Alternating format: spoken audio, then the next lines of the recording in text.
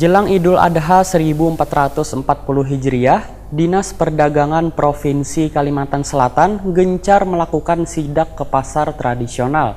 Kegiatan ini untuk mengantisipasi terjadinya lonjakan harga maupun kosongnya persediaan bahan pokok wayah Hari Raya Haji nanti.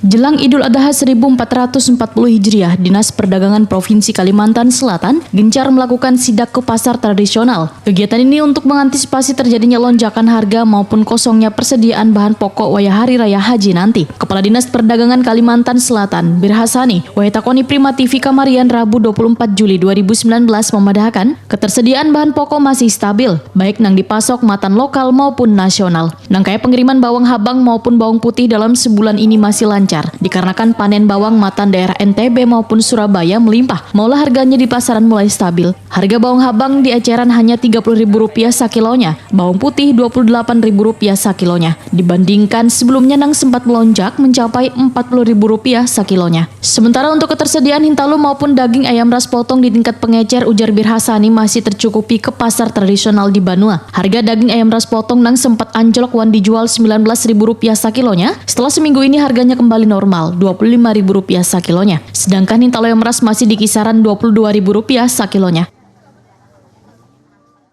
Kalau bawang merah tidak ada masalah, bahkan sangat melimpah stoknya, terutama dari NTB ya. Begitu juga bawang putih ya, sudah berada di bawah harga Rp30.000 ya, jadi tidak ada masalah.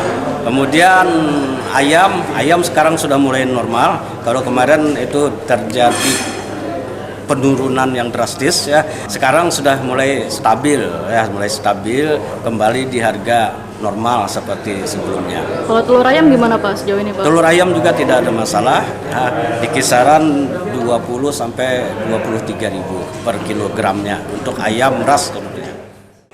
Birhasani berharap ketersediaan bahan pokok jelang Hari Raya Idul Adha nanti akan tercukupi wan harganya tetap stabil matan pelaku usaha maupun pedagang di pasaran.